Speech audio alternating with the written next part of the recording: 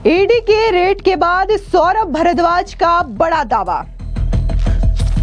सौरभ भारद्वाज ने कहा, LG VK Saxena ने मुझे फंसाने की रची साजिश। एलजी विनय कुमार सक्सेना ने पूरी क्रिमिनल कॉन्स्पिरेसी रची है मुझे एक झूठे मुकदमे में फंसाने की। सौरभ भारद्वाज का बयान, कहा स्टेटमेंट बदलने के लिए ईडी ने बनाया मुझ पर दबाव। उस मेरी स्टेटमेंट पे कुछ पैराग्राफ्स को हाईलाइट करके मेरे सामने लेके आए कि साहब हमें ये हिस्सा आपकी स्टेटमेंट का हटाना पड़ेगा। मैंने भाई कैसे हटा दोगे आप, स्टेटमेंट मेरी है। कह रहे नहीं सर ये ठीक नहीं है, ये इररिलेवेंट है। मैंने कहा that is court to decide, court decide करेगा। वो मेरी स्टेटमेंट तो वही होगी जो मैंने दी है। क्या सौरभ भारद्वाज को ईडी करेगी गिरफ्तार? आम आदमी पार्टी के नेता सौरभ भारद्वाज ने ईडी के छापे के बाद बड़ा दावा कर दिया है। दरअसल ईडी के छापे के बाद सौरभ भारद्वाज ने यह कह दिया है कि उन्हें फंसाने की साजिश जो है वो दिल्ली के एलजी वीके सक्सेना की ओर से रची गई है। इतना ही नहीं, सौरभ भारद्वाज ने यह भी कहा है कि जिस तरीके से ये पूरा का पूरा मामला बनता है, ईडी ने मुझे दबाव बनाया कि मैं अपना स्टेटमेंट बदल दूं। दरअसल आपको बता दें कि आम आदमी पार्टी के दिल्ली प्रदेश अध्यक्ष और नेता सौरभ भारद्वाज ने ईडी की छापेमारी के बाद कई सारे खुलासे किए हैं। उन्होंने पार्टी मुख्यालय में आयोजित प्रेस कॉन्फ्रेंस में यह कहा कि ईडी के अधिकारियों ने मुझ पर दबाव बनाने और बयान में हेरफेर करने की कोशिश की है। इतना ही नहीं, सौरभ भारद्वाज ने यह भी दावा किया कि दिल्ली के एलजी ने उन्हें फंसाने की साजिश रची। सौरभ भारद्वाज ने कहा कि मैंने ईडी के मन मुताबिक बयान पर साइन करने से मना कर दिया और साफ कह दिया कि अगर मुझे गिरफ्तार करना चाहते हो तो कर लो। ईडी जो मुझसे कागजात मांग रही है वो सरकार के पास है और मैंने आरटीआई लगा करके कागज मांगे थे लेकिन मुझे नहीं दिए गए। सुनिए क्या कुछ सौरभ भारद्वाज ने कहा। एफिडेविट है हाईकोर्ट का। उन्होंने जो पहला पंचनामा बनाया करीब 8 बजे जिसपे मेरे साइन कराए, उसमें ये एफिडेविट हाईकोर्ट का लिस्ट ऑफ डॉक्यूमेंट्स में था जो इन्होंने सीज किया। उसके बाद रात को करीब 2 बजे दोबारा पंचनामा बनाया गया 27 तारीख का। उस पे विटनेसेस की एविडेंस दोबारा से उसके साइन लिए गए और उसमें इसको सीजर मेमो से हटा दिया गया। क्यों हटा दिया गया? क्योंकि मैंने बताया कि इस हाईकोर्ट के एफिडेविट में मेरे वो सारे मिनट्स ऑफ मीटिंग लगे हुए हैं जो इस बात को साबित करते हैं कि मैं अफसरों को बार बार आदेश देता रहा कि अस्पतालों को बनाओ और ऐसे बनाओ, और अफसर जो हैं एलजी के कारण उन आदेशों को नहीं मान रहे थे। मैंने उनको यह भी कहा अपने स्टेटमेंट में कि मेरे पास डॉक्यूमेंट्री एविडेंस है, वीडियो एविडेंस है, जो मैं आपको सही समय पे कोर्ट के आगे रखूंगा, जिसमें यह बात साबित करूंगा मैं एविडेंस बेस्ड कि एलजी विनय कुमार सक्सेना ने पूरी क्रिमिनल कॉन्स्पिरेसी रची है मुझे एक झूठे मुकदमे में फंसाने की। इनकी जो इन्होंने मीटिंग्स ली हैं अफसरों के साथ, अफसरों ने जो मेरे साथ मीटिंग्स ली हैं, एलजी हाउस के अंदर जो मीटिंग्स हुई हैं, मेरे पास उनके भी एविडेंसेस हैं। और मैं आपको ये बताना चाहता हूं, अगर मैं 1-2 दिन में अरेस्ट हो गया तो मेरे वकील मेरे बिना पे उन एविडेंसेस के साथ प्रेस कॉन्फ्रेंस करेंगे, आप उसको कवर जरूर करिएगा। देखिए ऐसा है, उनको ले दे के 2 डॉक्यूमेंट मिले। एक मेरा इलेक्शन कमीशन को दिया हुआ एफिडेविट है जो इलेक्शन कमीशन की वेबसाइट पे पड़ा हुआ है, पब्लिक डॉक्यूमेंट है। दूसरा हाई कोर्ट के अंदर हेल्थ डिपार्टमेंट ने एक एफिडेविट दिया था, ये भी एक पब्लिक डॉक्यूमेंट है। ये 2 डॉक्यूमेंट उन्होंने लिए और इन डॉक्यूमेंट्स पे मेरे से पहले पेज से 20 पेज तक, इस पे 1 पेज से लेकर 89 पेज तक साइन कराए। वो साइन 26 तारीख के हैं क्योंकि वो करीब 8 साढ़े 7 बजे साइन कराए गए, मगर फिर रात को 2 बज गए, 27 तारीख हो गई। अगर कोई चीज सीजर होती है तो 27 तारीख में वो सीजर होना चाहिए, निकलते वक्त आप उस पर साइन कराते हो। वो जो साइन है मेरे इनके डॉक्यूमेंट्स पे, वो 26 तारीख के आपको मिलेंगे। और फिर दोबारा पंचनामा बनवाया गया जिस पंचनामे में इस हाईकोर्ट के एफिडेविट को हटाया गया क्योंकि इसके अंदर जो इंग्रेडिएंट है वो मेरे केस को मजबूत करते हैं और इनके केस को कमजोर करते हैं। इसलिए मेरी स्टेटमेंट को भी हटा दिया गया क्योंकि उस स्टेटमेंट में इसके अंदर जो मिनट्स ऑफ मीटिंग है उसका जिक्र है।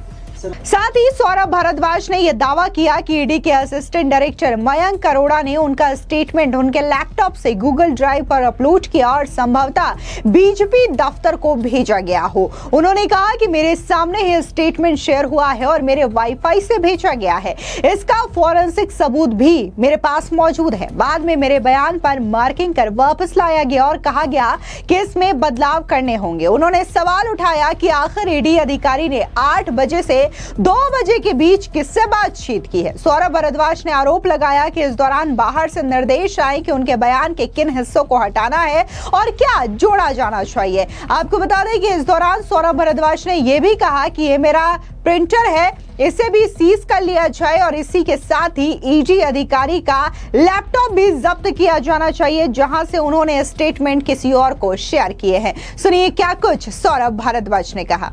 ये जो प्रिंटर है मेरा और असिस्टेंट डायरेक्टर मयंक अरोड़ा साहब का जो लैपटॉप है उसको सीज करना चाहिए, तुरंत सीज करा जाना चाहिए, क्योंकि उसमें फॉरेंसिक एविडेंस है कि मेरी स्टेटमेंट उसमें रिकॉर्ड हुई।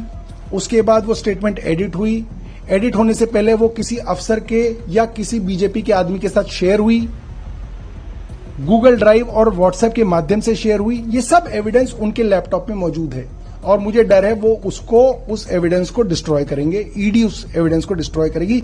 लिहाजा उस लैपटॉप को सीज किया जाए, मेरे इस प्रिंटर को सीज किया जाए। इसमें भी एविडेंस है कि क्या क्या चीजें इन्होंने इस प्रिंटर से प्रिंट करी और फिर सेजर मेमो में और स्टेटमेंट में उसको नहीं रखा। साथ ही आम आदमी पार्टी के नेता सौरभ भारद्वाज ने कहा कि पीएमएलए एक्ट की धारा 17 के तहत जो बयान दर्ज होता है वो अदालत में आरोपी के खिलाफ इस्तेमाल किया जा सकता है। उन्होंने आरोप लगाया कि ये पूरी तरीके से गलत है। दुनिया के किसी कानून में ऐसा नहीं होता कि किसी का खुद का बयान उसी के खिलाफ सबूत के तौर पर इस्तेमाल किया जाए। उन्होंने आगे कहा कि जब मैंने अपने बयान से कोई हिस्सा हटाने से मना किया तो ईडी अधिकारी ने कहा कि उन्हें भी परफॉर्मेंस दिखानी पड़ती है। भारद्वाज ने इस संस्थाओं की प्रोफेशनल ईमानदारी पर सवाल खड़े करने वाला बताया। सौरभ भारद्वाज ने कहा कि देश में नौटंकी और दलाली चल रही है। अधिकारियों को राजनीतिक दबाव में काम करने के लिए मजबूर किया जाता है, यहाँ तक कि परिवार पर दबाव डालकर बयान बदलने को कहा जाता है। उन्होंने ये भी जोड़ा कि अगर कोई चेतावनी देता है तो वो उसे स्टेटमेंट में लिख देते हैं कि व्यक्ति ने चेतावनी मानने से इनकार किया, लेकिन बयान को काटना और बदलना पूरी तरीके से अवैध है। सुनिए क्या कुछ सौरभ भारद्वाज ने कहा। अगर मेरे लिए काम करते तो 20 घंटे में ये सिर्फ एक एफिडेविट लेके गए मेरे घर से, और ये एफिडेविट मैंने ही दिया इनको। इलेक्शन कमीशन में जो मैंने एफिडेविट दे रखा है, तो इनकी तो तनख्वाह काट देनी चाहिए। क्या किया इन्होंने मेरे घर पे, और पूरे दिन लग के इन्होंने जो मेरी स्टेटमेंट रिकॉर्ड की, 43-44 क्वेश्चन उसके अंदर थे, 21-22 पेजों की मेरी स्टेटमेंट रिकॉर्ड करी। 8 बजे तक वो स्टेटमेंट पूरी हो गई।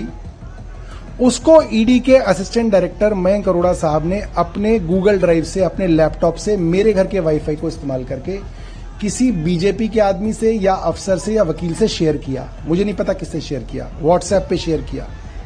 उसके बाद वो वापिस आया, फिर ये उस मेरी स्टेटमेंट पे कुछ पैराग्राफ्स को हाईलाइट करके मेरे सामने लेके आए कि साहब हमें ये हिस्सा आपकी स्टेटमेंट का हटाना पड़ेगा। मैंने भाई कैसे हटा दोगे आप, स्टेटमेंट मेरी है। कह रहे नहीं सर ये ठीक नहीं है, ये इररिलेवेंट है। मैंने कहा that is court to decide, court decide करेगा। वो मेरी स्टेटमेंट तो वही होगी जो मैंने दी है। तो उस पर वो मामला फंस गया और लिहाजा वो मेरी स्टेटमेंट नहीं लेके गए।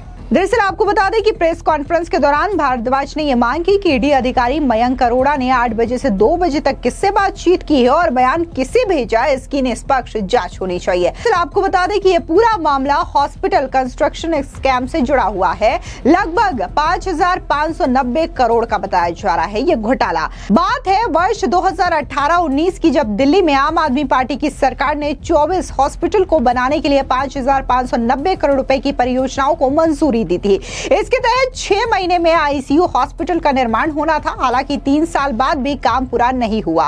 इसमें से कई परियोजनाओं में गंभीर अनियमितताओं के आरोप लगे हुए हैं। जानकारी के मुताबिक 800 करोड़ रुपए खर्च करने के बाद भी सिर्फ और सिर्फ आधा काम हुआ था। इसी मामले में सौरभ भारद्वाज पर मनी लॉन्ड्रिंग का आरोप लगा है और इसी के तहत पहले तो ये मामला जो है वो एसीबी के पास जाता है और उसके बाद ये मामला ईडी को ट्रांसफर कर दिया गया है और इसी मामले को लेकर के ईडी ने सौरभ भारद्वाज के कई सारे ठिकानों पर बकायदा छापेमारी की और ये छापेमारी 18 से 20 घंटे तक चली, जहां पर आम आदमी पार्टी के तमाम नेता और कार्यकर्ताओं ने तरह तरह के बयान दिए और ये तक कहा कि जो पूरा का पूरा मामला है वो फर्जी मामला है। तो वहीं सौरभ भारद्वाज ने इस पूरे ईडी के रेड के खत्म होने के बाद ये कहा कि हम तो अरविंद केजरीवाल के चेले हैं, अगर ईडी गिरफ्तार करना चाहे तो गिरफ्तार कर सकती है। फिलहाल इस पूरे मामले को लेकर के जहां आम आदमी पार्टी ये आरोप लगा रही है कि प्रधानमंत्री मोदी की डिग्री मामले को हटाने के लिए, इस मुद्दे से ध्यान लोगों का हटाने के लिए इस पूरे मामले को उजागर किया गया है और